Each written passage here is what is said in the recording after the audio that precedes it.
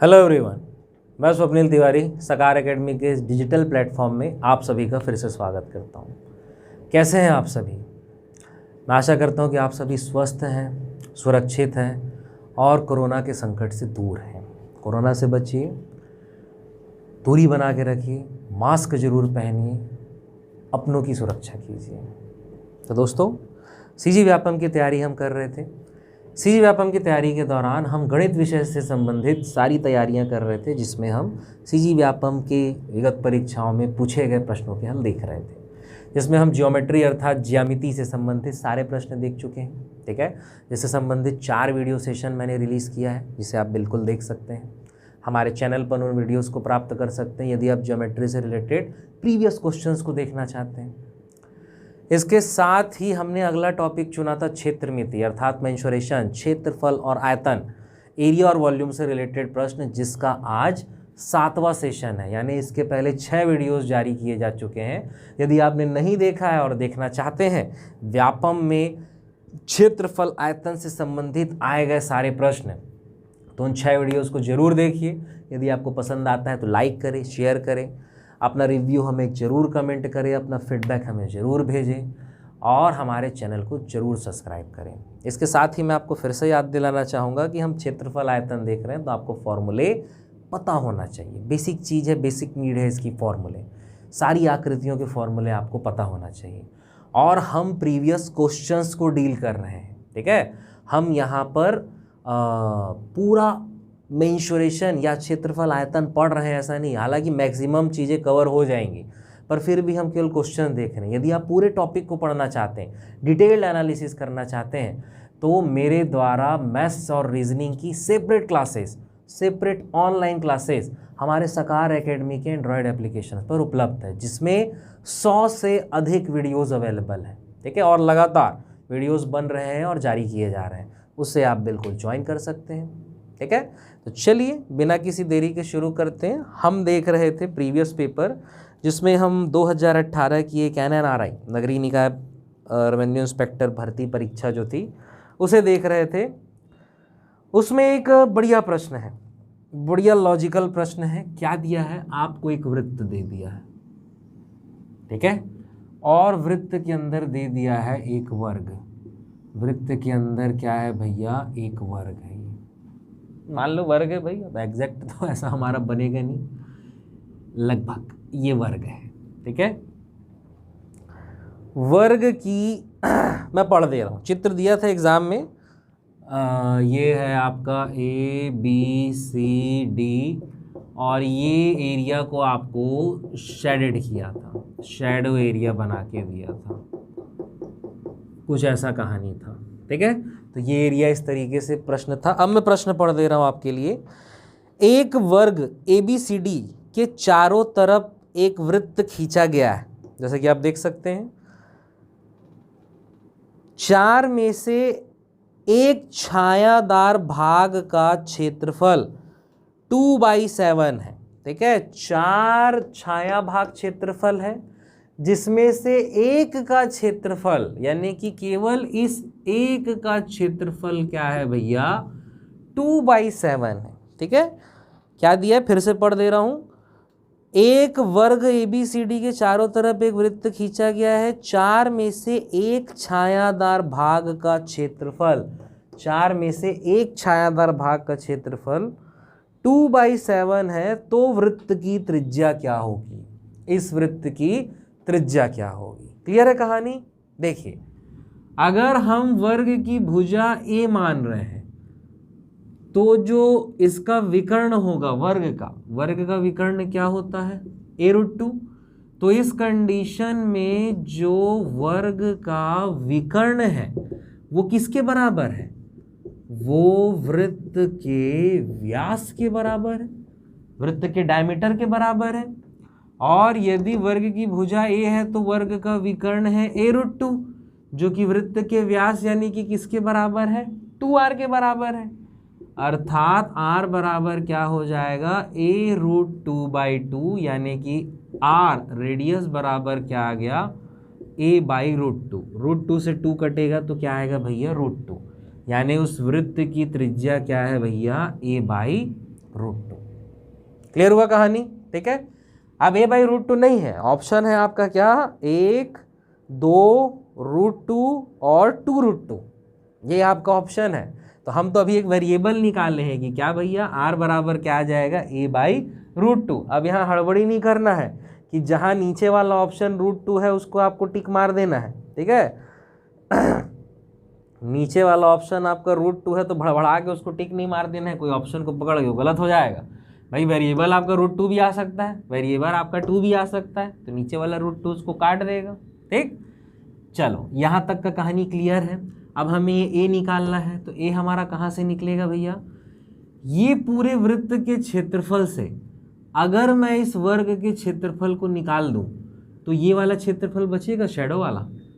अगर पूरे वृत्त का क्षेत्रफल मैं लूं, अगर मैं ऐसा लिखूं, बाहर वाले वृत्त का क्षेत्रफल माइनस वर्ग का क्षेत्रफल अगर मैं करूं तो केवल ये शैडो एरिया बचेगा, और शैडो एरिया में एक का एरिया 2/7 है, तो इनको घटाने से जो बचेगा वो ये 4 शैडो का एरिया बचेगा। यानी इनको घटाने से क्या आएगा, 2/7 इंटू क्या आएगा, 4। ये लाइन क्लियर है कि नहीं? इसको मैं फिर से नीचे लिख दे रहा हूं थोड़ा कि अगर मैं वृत्त का क्षेत्रफल माइनस वर्ग का क्षेत्रफल करूं, इस पूरे से वर्ग को घटा दो तो ये शैडो वाला बचेगा बस। कितना शैडो, 4 शैडो। एक शैडो का एरिया आपको दे दिया है 2/7, तो 4 शैडो का एरिया कितना होगा, 4 इंटू 2/7। यही होगा कहानी। अब बस फॉर्मूला रखना है, वृत्त का क्षेत्रफल क्या होता है भैया, πr², वर्ग का क्षेत्रफल a² बराबर 4 दूनी 8/7। यही होगा कहानी। πr² यानी कि कितना आ जाएगा, ये 22/7 है ना। r क्या है भैया आपका, a/√2, तो a/√2 का क्या हो जाएगा, स्क्वायर, माइनस a² बराबर कितना, 8/7। इसे सॉल्व करोगे तो 22/7 गुणित a² बटे √2 का स्क्वायर 2, माइनस a² बराबर 8/7। 2 से कितने बार कटेगा, 11, तो 11/7 a² माइनस a² बराबर 8/7। तो यहाँ पे a² कॉमन निकलेगा, नीचे आ जाएगा 7, ऊपर आ जाएगा 11 - 7। भाई 11 - 7 -1 आएगा, सॉल्व करोगे तो ये आएगा बराबर क्या, 8/7। तो a² बराबर कितना आ जाएगा भाई यहाँ पे, सॉरी, a² इंटू 11 में से 7 गया यानी कि 4/7 बराबर 8/7। 7 और 7 कट गया और 4 से कितने बार, 2 बार। तो फाइनली आपका कितना आया, a² बराबर 2, यानी a बराबर कितना आ गया, √2। a बराबर आपके पास कितना आ गया, √2। और प्रश्न में क्या पूछा है, वृत्त की त्रिज्या क्या होगी, तो a बराबर यहाँ पे आप √2 पुट कर दोगे तो √2/√2, यानी कि वृत्त की त्रिज्या क्या है, 1। वृत्त की त्रिज्या क्या है, 1। ऑप्शन क्या क्या था, 1, 2, √2 और 2√2। ठीक है। अब √2 को आप यदि मान लो टिक मार दिए रहते तो हमारा आंसर गलत हो जाता। हमारा आंसर क्या आया है, 1। समझ आया कैसे बनाना है? बहुत ही आसान है, दिखता कठिन है लेकिन कठिन नहीं है भाई, बनाना सीख गए तो कुछ भी कठिन नहीं है। आपको एक प्रश्न दे दिया था, क्या, एक वृत्त, एक वर्ग है, ठीक है, और उसके चारों तरफ वृत्त बनाया गया है, चारों कोनों से होते हुए एक वृत्त बनाया गया है, जिसमें शैडो में से एक शैडो एरिया का क्षेत्रफल 2/7 है। ठीक है, तो हम सिंपल वर्ग का विकर्ण बराबर वृत्त के व्यास के बराबर होता है, अभी तक हम जान चुके हैं, जिसमें हमको रेडियस मिल गया क्या, a/√2। अब a की वैल्यू हमको निकालनी है कहीं से। ठीक, तो हम क्या करेंगे भैया, पूरे वृत्त के क्षेत्रफल से वर्ग के क्षेत्रफल को घटा देंगे तो चारों शैडो एरिया आएगा। एक शैडो एरिया 2/7 है तो 4 शैडो एरिया क्या होगा, 4 इंटू 2/7।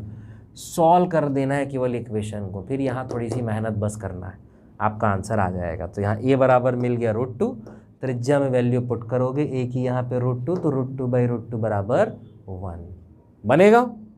बनेगा जी, ऐसा काहे नहीं बनेगा, जरूर बनेगा। चलो अगले प्रश्न में आते हैं।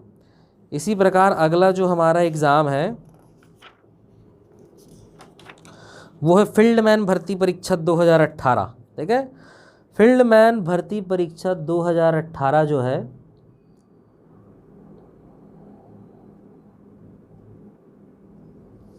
आपको प्रश्न दिया है, प्रश्न पढ़ दे रहा हूं आपके लिए।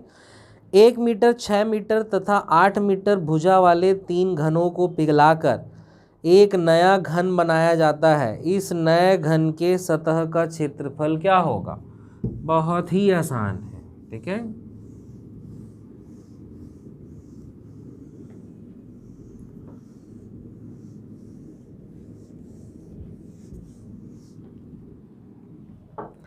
क्या लिखा हुआ है? 1 मीटर, 6 मीटर, 8 मीटर भुजा वाले 3 घनों को पिघलाकर नया घन बनाया जा रहा है। तो 1 मीटर भुजा वाले का जो आयतन होगा वो कितना होगा? 1 का क्यूब, यानी कि 1 घन है, 1 क्यूब होता है घन का आयतन। उसी तरीके से 1 मीटर और 6 मीटर, 6 मीटर वाले का आयतन यानी कि क्या होगा भाई? 6 का क्यूब यानी कि 216, और 8 मीटर वाले का आयतन यानी कि 8 का क्यूब अर्थात 512। तीनों के आयतन को मिला के बनाया जा रहा है, इसीलिए तीनों के आयतन को जोड़ देंगे तो 2 और 6 8 और 1 कितना? 9, 1 और 1 2, 5 और 2 7। तीनों को मिला के जो आयतन आएगा उसका आयतन कितना होगा भैया? 729 होगा, ठीक है। तो क्या बोल रहा है कि जो तीन को मिला के आयतन बन रहा है उसका सतही क्षेत्रफल यानी सरफेस एरिया आपसे पूछ रहा है। तो पहले तो भुजा निकाल लो भाई। तो V घन का जो आयतन होता है वो क्या होता है? A क्यूब बराबर 729 है। तो A बराबर ये किसका क्यूब होता है? 9। A बराबर आपको 9 मिल गया। घन का सतही क्षेत्रफल टोटल सरफेस एरिया होता है 6 स्क्वायर अर्थात 6 गुणित 9 का स्क्वायर अर्थात 6 गुणित 81, यानी कि 6 कम 6 और 6 अट्ठे 48, 486 आपका आंसर है। सारी यूनिट किस में दी थी? मीटर में, इसीलिए 486 क्यूबिक मीटर, 486 क्यूबिक मीटर बनेगा। बहुत ही आसान प्रश्न था, कुछ नहीं करना था इसमें, तीर मारने जैसा कुछ नहीं है, ठीक है। इसके अलावा इसी परीक्षा में एक और प्रश्न था, प्रश्न आपके लिए पढ़ दे रहा हूं मैं। एक समलंब चतुर्भुज की समांतर भुजाएं, समलंब चतुर्भुज अर्थात ट्रेपेजियम, समांतर भुजाएं यानी कि जो पैरेलल साइड्स हैं उसकी। एक समलंब चतुर्भुज की समांतर भुजाएं 2:3 के अनुपात में है। यदि उनके मध्य दूरी 12 सेंटीमीटर है और समलंब चतुर्भुज का क्षेत्रफल 480 वर्ग सेंटीमीटर है, तो समांतर भुजाओं में लंबी भुजा की लंबाई क्या होगी? टोटल फॉर्मूला बेस्ड क्वेश्चन है। फॉर्मूला यदि आपको पता है तो फट से बन जाएगा, ठीक है। कैसे फट से बन जाएगा?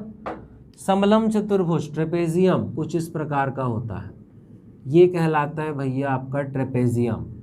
ये है समांतर भुजा A और B, और ये इनकी बीच की दूरी है x। और किसी भी समलंब चतुर्भुज का क्षेत्रफल होता है 1/2 गुणित समांतर भुजाओं का योग गुणित उनके बीच की दूरी यानी कि ऊंचाई। यही होता है समलंब चतुर्भुज का क्षेत्रफल, ट्रेपेजियम का एरिया, ठीक। अब यही ट्रेपेजियम के एरिया है, और ये एरिया आपको कितना दे दिया है? एरिया आपको दे दिया है 480 बराबर 1/2। अब समांतर भुजाओं का योग, समांतर भुजाओं का अनुपात दे दिया है आपको 2:3 के अनुपात में है, ठीक है। तो आप समांतर भुजाओं को मान लोगे 2x और 3x, 2:3 के अनुपात में। स्वाभाविक है 3 वाली जो है वही बड़ी होगी, प्लस ऊंचाई इंटू ऊंचाई, और ऊंचाई आपको कितना दे दिया है भैया? 12 सेंटीमीटर। यहाँ से x की वैल्यू निकल जाएगी, फिर भुजा निकाल लेंगे। सॉल्व कर दोगे इसे तो ये 12 से ये कितने बार चल देगा? 12 चौक 48 बार चल देगा। 2 का इधर गुणा होगा तो 80 बराबर 3 और 2 कितना आएगा? 5x। तो x बराबर कितना आ जाएगा? 5 एकम 5 और 5 छक्का 30। x बराबर आ गया 16। इस x की वैल्यू को यहाँ पुट कर दोगे तो 3x बराबर 16 तिया 48 और 2x बराबर 16 दूनी 32। तो बड़ी भुजा कितनी है? 48 बड़ी भुजा की लंबाई कितनी होगी? 48 सेंटीमीटर बनेगा। एकदम फॉर्मूला बेस्ड क्वेश्चन था। चलिए आगे चलते हैं। इसी कड़ी में आगे चलते हुए हमारा जो प्रश्न रहेगा वो प्रश्न है हमारा संयुक्त भर्ती परीक्षा DEAG 2018 का प्रश्न है। क्या लिखा है? किसी समबाहु त्रिभुज की ऊंचाई क्या होगी यदि उसकी प्रत्येक भुजा 3√3 सेंटीमीटर है। ये प्रश्न मैंने पढ़ दिया, चलिए बनाते हैं अभी से।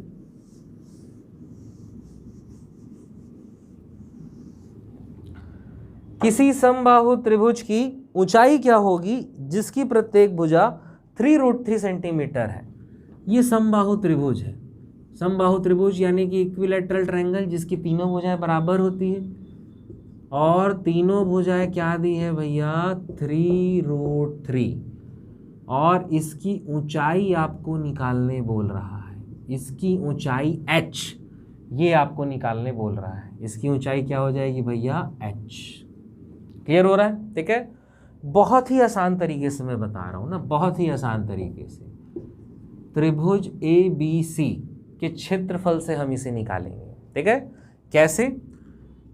त्रिभुज ABC का क्षेत्रफल, त्रिभुज ABC का क्षेत्रफल बराबर त्रिभुज ABC का क्षेत्रफल। ये तो हो गई ना, इसे तो हम लिख ही सकते हैं, त्रिभुज ABC का क्षेत्रफल बराबर त्रिभुज ABC का क्षेत्रफल। ठीक है भाई, अब यहाँ पे हम एक बार समबाहु त्रिभुज का जो क्षेत्रफल होता है वो फॉर्मूला यूज करेंगे। एक बार हम आधार गुणित ऊंचाई वाला जो फॉर्मूला होता है त्रिभुज का वो यूज करेंगे। कैसे भाई? यहाँ पे हम एक बार लिख देंगे क्या, समबाहु त्रिभुज का क्षेत्रफल √3/a² बराबर दूसरा फॉर्मूला जो होता है 1/2 into base into height. Clear?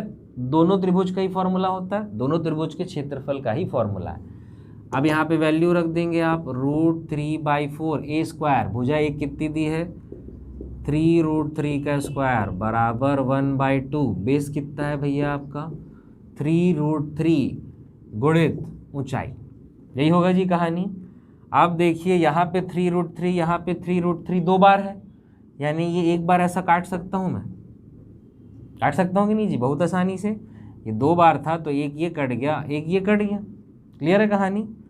और ये नीचे के 2 से कितने बार चला गया? 2 बार। √3 इंटू √3 क्या आ गया 3, 3 इंटू 3 यानी कि 9, तो 9 बराबर आ जाएगा आपका h। नीचे यहाँ पे 2 बचा हुआ है यानी कि h बराबर कितना आ जाएगा 4.5 सेंटीमीटर। बहुत ही आसान था। पाइथागोरस दुनियादारी, वो थोड़ा कैलकुलेशन उसमें लेंदी हो जाएगा, उससे भी बनेगा, पर ये सबसे बेस्ट तरीका है। क्या किया मैंने, त्रिभुज के क्षेत्रफल के 2 फॉर्मूले होते हैं समबाहु त्रिभुज के, एक उसकी भुजाओं के लिए, एक उसके क्या है भाई बेस और हाइट दिया है तो, और यही हाइट ही निकालना है। बेस दिया है भैया 3√3, उसी में हमने पुट कर दिए, एक में भुजा 3√3 ले लिए, एक में बेस 3√3 ले लिए, h उससे आपका निकल जाएगा। फिर तो आपका कैलकुलेशन है बस, और कुछ तो है नहीं प्रश्न में। बनेगा जिस प्रकार का प्रश्न। चलिए उसी तरीके से हम आगे चलते हैं। एक और आसान प्रश्न है हमारा, प्रश्न पढ़ दे रहा हूं आपके लिए। किसी समचतुर्भुज का क्षेत्रफल 150 वर्ग सेंटीमीटर है। समचतुर्भुज यानी कि रोम्बस। किसी समचतुर्भुज का क्षेत्रफल 150 वर्ग सेंटीमीटर है यदि किसी एक विकर्ण की लंबाई 10 सेंटीमीटर हो तो दूसरे विकर्ण की लंबाई क्या होगी। ठीक है, चलिए बनाते हैं।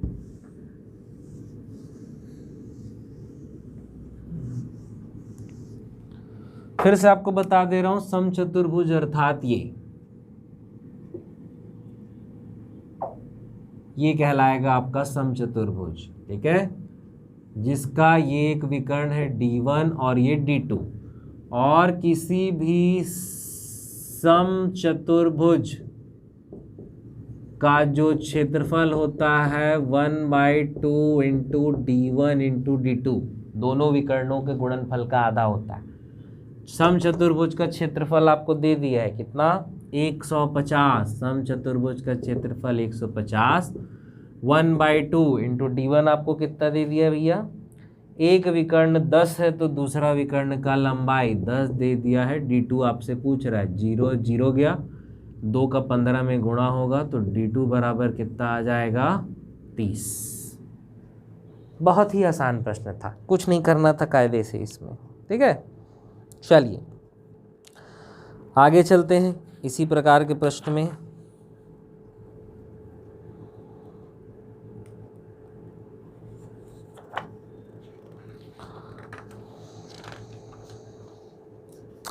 इसके बाद राजस्व निरीक्षक भर्ती परीक्षा 2017, ठीक है, जो कि व्यापम के इतिहास में गणित की दृष्टि से सबसे मज़ेदार पेपर रहा है। इसमें एक से एक बढ़िया बढ़िया क्वेश्चन आए थे, ठीक है। चलिए उसमें से क्षेत्रफल का एक क्वेश्चन मैं आपके लिए पढ़ रहा हूँ। एक वर्गाकार तालाब की प्रत्येक भुजा 2 मीटर की है तथा उसकी गहराई 1 मीटर है। अगर उस तालाब को बिना उसकी गहराई बदले एक ऐसे गोल तालाब के रूप में बड़ा किया जाए जिसका व्यास वर्ग के विकर्ण के बराबर हो, तो उसमें से निकलने वाली मिट्टी का आयतन क्या होगा। कितना मजेदार प्रश्न है, ठीक है। चलिए इसका सॉल्यूशन देखते हैं।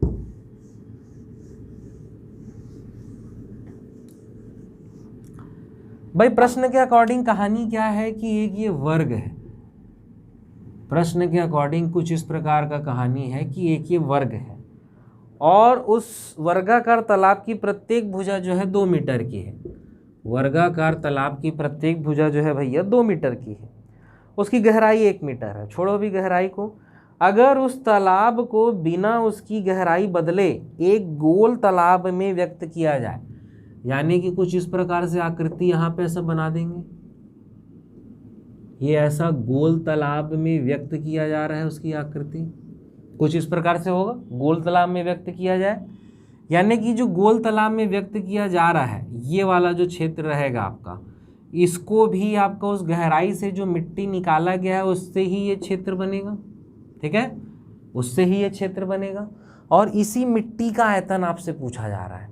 एक तालाब है, फिर वो बिना गहराई बदले इससे जो मिट्टी निकाली गई है उससे ये आपका चारों तरफ का बॉर्डर बनाया जा रहा है, इसकी मिट्टी का आयतन आपसे पूछ रहा है। फिर से प्रश्न आपको आगे पढ़ दे रहा हूँ। एक वर्गाकार तालाब की प्रत्येक भुजा 2 मीटर की है तथा उसकी गहराई 1 मीटर की है। अगर उस तालाब को बिना उसकी गहराई बदले ऐसे गोल तालाब के रूप में व्यक्त किया जाए जिसका व्यास वर्ग के विकर्ण के बराबर हो, तो उसमें से निकलने वाली मिट्टी का आयतन क्या होगा। तो सबसे पहले तो जो हमारे पास है, वर्ग की भुजा हमारे पास 2 है, तो उस वर्ग का जो विकर्ण होगा वो क्या होगा भैया, 2√2 होगा। और हमें पता है क्या, वर्ग का विकर्ण बराबर क्या रहेगा, बाहर वाले वृत्त का व्यास रहेगा। यही कहानी रहेगी, ठीक है। तो वर्ग का विकर्ण क्या है भैया, 2√2 बराबर बाहर वाले वृत्त का व्यास क्या हो जाएगा, 2r। तो 2 और 2 कट गया तो r बराबर आपका कितना आ गया, √2। यानी उस वृत्त की त्रिज्या क्या होगी, √2। अब बस हमें इसका आयतन निकालना है। जो ये बाहर का शैडो एरिया है ना, ये हमें केवल इसका आयतन निकालना है। अब इसका आयतन कैसे निकलेगा, देखिए याद रखिए, कहीं भी आयतन बराबर होता है क्षेत्रफल गुणित ऊंचाई। कहीं भी आयतन बराबर होता है ना, कहीं भी। घनाभ की हम बात करें तो उसका आयतन होता है लंबाई गुणित चौड़ाई गुणित ऊंचाई। और लंबाई गुणित चौड़ाई क्या है, क्षेत्रफल गुणित ऊंचाई हो गया, ठीक है। किसी भी जगह आयतन बराबर क्या होता है, अगर भाई किसी की भी आकृति आपको नहीं पता, जैसे बाहर जो आइटम बन रहा है उसकी आकृति नहीं पता, तो उसका आयतन क्या होगा, क्षेत्रफल गुणित ऊंचाई। और प्रश्न में क्या बोल रहा है, गहराई न बदलते हुए, यानी कि गहराई ही ऊंचाई है आपका, तो गहराई न बदलते हुए, यानी कि जो गहराई पहले 1 मीटर था, अभी भी गहराई आपको क्या लेना है, 1 मीटर। इसकी गहराई आपको क्या लेना है भैया, h बराबर आपको क्या पुट करना है, 1 मीटर। अब सवाल है क्षेत्रफल उस शैडो एरिया का कैसे निकाला जाए। तो ऐसे ही अभी ये वृत्त वाला क्वेश्चन बनाए थे, शैडो एरिया का क्षेत्रफल निकाले थे। शैडो एरिया का क्षेत्रफल बराबर क्या था भैया, वृत्त का क्षेत्रफल माइनस क्या रहेगा, वर्ग का क्षेत्रफल, यही करके हम निकाले थे। वृत्त का क्षेत्रफल क्या होता है, पाई आर स्क्वायर, और वर्ग का क्षेत्रफल ए स्क्वायर। पाई और आर हम निकाल चुके हैं, √2 पाई इंटू √2 का स्क्वायर माइनस वर्ग, यानी कि क्या हो जाएगा भैया 2 का स्क्वायर। ठीक है, अब ये हो जाएगा पाई, यानी कि कितना हो जाएगा पाई और 2 √2 का स्क्वायर 2 पाई, माइनस ये कितना हो जाएगा भैया 4 हो जाएगा। ठीक है, और यही आपका क्षेत्रफल है। अभी 22 को आप मत तोड़ो, आपके ऑप्शन जो है वो पाई के फॉर्म में है। ठीक है, तो ये हो जाएगा 2 पाई माइनस कितना हो जाएगा आपका 4, और ये आ गया है क्या आपका उस शैडो एरिया का क्षेत्रफल, यानी जो गोलाकार बाहर तालाब का जो भी बन रहा है आइटम, उसका क्षेत्रफल आ गया। उसमें केवल किसका गुणा करना है, ऊंचाई का। अब यहाँ आयतन निकालने के लिए आप क्या कर दोगे, क्षेत्रफल गुणित ऊंचाई, यानी कि 2 पाई माइनस 4 गुणित क्या हो जाएगा भैया 1 मीटर, यानी फाइनल आंसर आपका क्या आ गया 2 पाई माइनस 4। तो आपका दिया गया ऑप्शन है पहला पाई माइनस 4 मीटर क्यूब, दूसरा ऑप्शन है 4 पाई माइनस 4 मीटर क्यूब, तीसरा है 4 पाई माइनस 2 मीटर क्यूब, तीसरा है 2 पाई माइनस 4 मीटर क्यूब। यही है आपका answer 2 pi minus 4 metre cube. बहुत आसान है, कहीं भी आयतन होता है क्या, क्षेत्रफल गुणित ऊंचाई, वही आयतन कहलाता है। क्षेत्रफल कैसे आएगा भैया, वृत्त का क्षेत्रफल माइनस वर्ग का क्षेत्रफल, अभी इसके पहले निकाले थे शैडो एरिया का, जो कि आ गया क्या 2 पाई माइनस 4। चूँकि ऊंचाई एक ही है तो वही जो क्षेत्रफल है वही आयतन है। ऊंचाई एक से ज़्यादा होता तो इसकी वैल्यू कुछ और आ जाती। बनेगा, बनेगा जी। तो इसी पेपर में और भी प्रश्न आए हुए हैं जिन्हें हम अगले वीडियोज़ में देखते हैं। आज की वीडियो में मैं इतना ही रखता हूँ। ठीक है, मैं आशा करता हूँ कि ये वीडियो आपके लिए हेल्पफुल रहा होगा, आपको पसंद आया होगा। यदि आपको पसंद आया है तो ज़रूर लाइक करें, शेयर करें अपने दोस्तों से। अपना फीडबैक रिव्यू हमें कमेंट बॉक्स पे ज़रूर बताएं। ठीक है, आप मैथ्स रीजनिंग का कंप्लीट कोर्स ज्वाइन करना चाहते हैं तो ऑनलाइन प्रारूप में मेरे द्वारा ही सारी क्लासेस ली गई है, और हर क्लास कम से कम 1 घंटे की है। मैथ्स रीजनिंग यहाँ तो हम छोटे वीडियोस बनाते हैं, कम क्वेश्चंस के बनाते हैं भाई। यहाँ हमारा सोचना ये है कि हम 12-13 क्वेश्चन 1 घंटे में देखें, या 20-25 मिनट में 6-7 क्वेश्चन देखें, बात एक ही। ठीक है, तो चलिए आज के लिए मैं विराम करता हूँ इस वीडियो सेशन को। आप CGPSC प्रीलिम, CGPSC मेंस और CG व्यापम या किसी भी विषय की पृथक कक्षा ऑनलाइन माध्यम में यदि ज्वाइन करना चाहते हैं तो सकार एकेडमी के एंड्रॉयड एप्लीकेशन के थ्रू अपने पसंदीदा पैकेज को परचेस करके ज्वाइन कर सकते हैं। तब तक घर में रहें, स्वस्थ रहें, सुरक्षित रहें। Thank you.